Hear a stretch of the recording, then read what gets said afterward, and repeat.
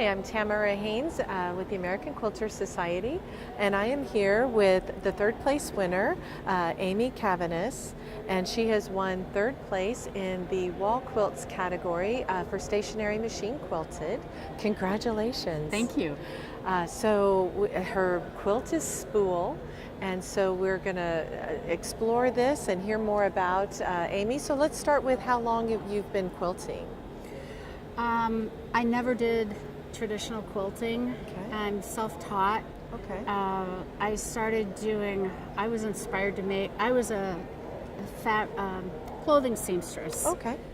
From very early. Mm-hmm. And, but in my, well, it's about almost 20 years ago now, I had a life event that felt important, and I don't know, I just got inspired. I wanted to make a collage picture of that with fabric, and there weren't any instructions or books or classes, and even online, we didn't even have online. So Right. I just experimented. Each little figure was done differently, and anyway, that was my start on pictorial quilting. Okay. And in the last 3 years, I decided to do this full time. I became so passionate about it. Right. So, yeah, I've really developed in the last 3 years, I would say, because I am no longer doing I had a business doing memory quilts from clothing. Oh, sure. Okay. It was quite successful, but Okay. I was bored. This is what I want to do, really. And so when you were ready to take that next step, you read a lot and found the Art Guild to create the Studio Art Quilters Associates. It's an Okay. international organization promoting art quilts as a fine art, Okay. as separate from traditional bed quilts. We're trying to make people aware of this as an art form. Exactly. Okay. And so I read all their benefits, and there's so much. They have wonderful online resources. But then I read that one of their benefits was mentorship. Oh, It's free. It's like for a year. I thought, God, anybody in that organization could help me. You know. So I and applied. you were lucky enough to get. I was stunned. Yes, Carol yes. Breyer Fallert-Gentry picked Amazing. me. Wow. I'm still not sure why. I think it was a mistake, but we got together. We get along great. Her style is quite different from mine, but she's a fabulous mentor and really encouraged me to go beyond what I'd been doing, you know, to really explore and to work on details and stuff that I really needed somebody to encourage me to focus. So, And so did she start you on this journey of Spool?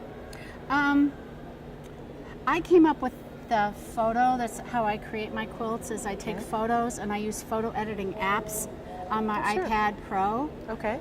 because I was never trained with painting and drawing and all that. So but I've learned to do a lot with these, because I don't have Photoshop either, but I've learned to use a lot of different apps. Okay. And so when I came up with this kind of abstract image, I said, oh, I kind of like this. What do you think? And she said, well, that would be my next project if I was you. There you go. I was like, okay, And I'm off on you it. went. Yeah. So on your BERNINA 770, I Right. understand? Yeah. You, I love that machine. It's all raw edge applique. Okay. I've experimented with fusing. That's the most popular style of raw edge, but I've found that, I don't know, I use so many little tiny pieces, and the edges, they don't get fused. It just, it comes apart when I stitch it, and then it frays worse. So I've developed my own technique using a watered down craft glue, Okay. just on edges mostly. And so that's mostly what I did on this. And some pieces I don't even glue. I just hold them there with like a long tweezer and start Right, stitching. right. Okay. Okay. And your thread choice? This. I use a lot of Aurifil. Okay. I'm trying to weed out the old cheap stuff, and I'm trying to use really good It's important. quilt. I mean, It's if I'm going important. to invest Absolutely. that much time, and Absolutely. trying to broaden my collection of batiks and hand dyes. Doing this style of raw edge, the commercial printed fabrics tend to fray. I Okay. love commercial fabrics, but I keep finding that the batiks on that really tightly woven cotton just work better for me. I spend a lot less time futzing Yes. with, so that's what I'm kind of clearing out my drawers and just using the hand dyes and batiks. Wonderful. I'm not sure. This has some commercial in it, Uh-huh. like this here. That's a commercial fabric. Okay. Where did the spool image originate? Oh. The image is from a photo I took at somebody's house. It was an old rusty hose reel Okay. laying in some rocks, and there was this rusty lawn ornament thing behind it. So it was kind of a nothing photo, but we had a really long drive, and so I started playing with the apps in my phone, and it did all kinds of interesting things with the color and the texture of the rust. And then when I zoomed in, it just became some kind of abstract image. That was my first abstract kind of picture, but it really took me to a new place. Like I said, Carol encouraged me to go. Yes. So that's what it is. It's actually a hose reel. Amazing. This quilt has been in a number of AQS shows, and it was at Houston. Okay. And I just started entering shows under Carol's mentorship, actually. Okay. So that's new for me. But I never dreamed I'd win anything. And so actually, last week, Carol emailed me one morning. I just checked emails, and she said, "Oh, what a great day to wake up, and we both won ribbons at Grand Rapids." And my first thought was, she sent that to the wrong person. I don't know who that's supposed to go to. So I checked the list, and I was like, "Oh, there's my name." I was so excited. Yes. And my father was in the process of passing this week. And he's 91, and his health has deteriorated and so on. But we knew this was very close to the end. And my husband said, "Amy, we got to go tell your dad," because my dad has been such a supporter and so proud of me to develop my art here, in my later life. And so I was like, okay, we'll go see Dad.